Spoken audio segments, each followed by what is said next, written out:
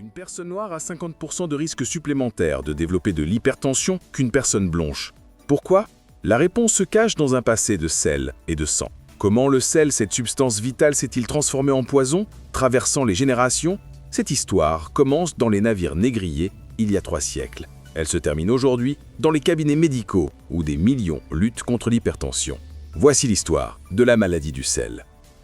18e siècle. L'Europe découvre le sucre et en devient folle. Mais le sucre ne pousse pas en Europe. Il pousse aux Caraïbes, dans des îles transformées en enfer. À Saint-Domingue, la perle des Antilles, des centaines de milliers d'esclaves africains cultivent la canne sous le soleil brûlant. Cette richesse a un prix, la vie de millions d'êtres humains déportés sur des navires négriers.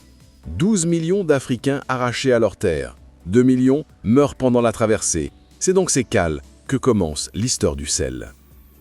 1726. Le roi Louis XV promulgue des ordonnances sur le sel. Le sel devient un monopole d'État. La contrebande est punie de mort. Le sel n'est plus un simple condiment, c'est une arme économique. Un système se met en place. La morue salée de Terre-Neuve devient la nourriture de base des esclaves. Nourrir les esclaves au minimum pour maximiser les profits de sucre. Un triangle économique parfait. 1734. Le dictionnaire Trévoux documente une pratique étrange. Le malheureux commençait son labeur dès le lever du jour avec un peu de sel sous la langue. Dès l'enfance, chaque jour, du sel sous la langue. Une habitude pour conditionner les corps. Et dans le rituel, de la morue salée, du poisson séché et salé. Encore et toujours du sel. Une génération entière élevée dans le sel. Des corps habitués à des taux de sodium qu'aucun organisme n'est censé supporter. 1672. 13 livres par tête d'esclaves importés. Les planteurs font un calcul simple. Pourquoi gaspiller des terres pour nourrir les esclaves quand on peut importer de la morue bon marché? Les navires ramènent le sucre en Europe et repartent chargés de morue salée. Le cycle est bouclé. Mais les planteurs découvrent que le sel peut aussi servir à punir.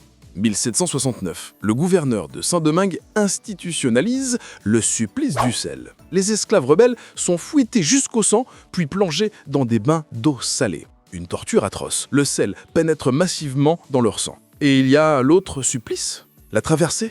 6 semaines dans des cales étouffantes, la déshydratation, les maladies. Une animation médicale démontre sélection naturelle impitoyable s'opère. Sur 10 personnes, 2 meurent. Les survivants? Ceux dont le corps retient mieux l'eau et le sel. Un avantage de survie qui deviendra un fardeau génétique.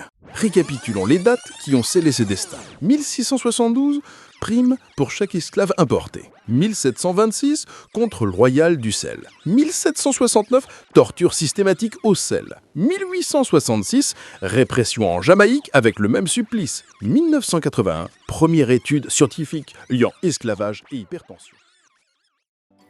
1981. Milan. Un symposium scientifique ose poser la question interdite.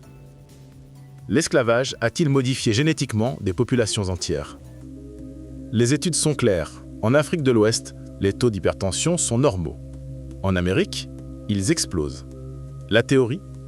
Pendant des générations, seuls les individus capables de retenir le sel ont survécu.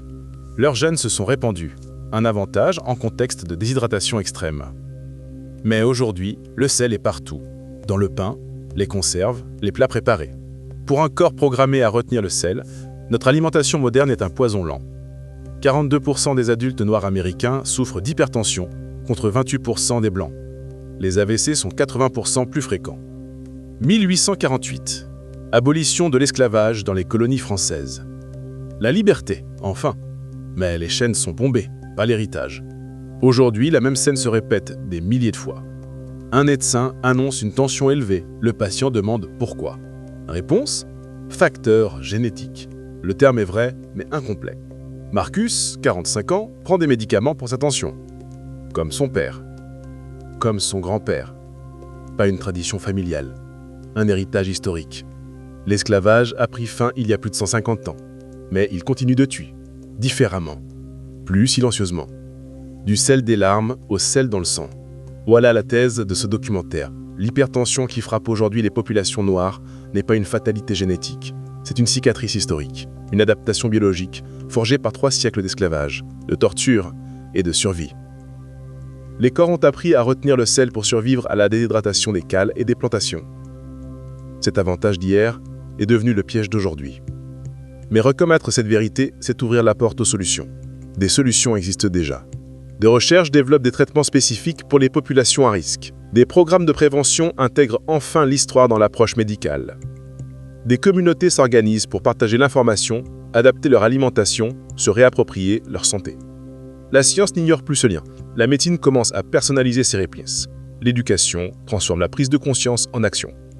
Comprendre la maladie du sel, c'est aussi comprendre quelque chose de plus vaste. Les inégalités de santé ne tombent pas du ciel. Elles sont enracinées dans l'histoire, dans des choix, dans des systèmes, dans des violences que l'on a voulu oublier.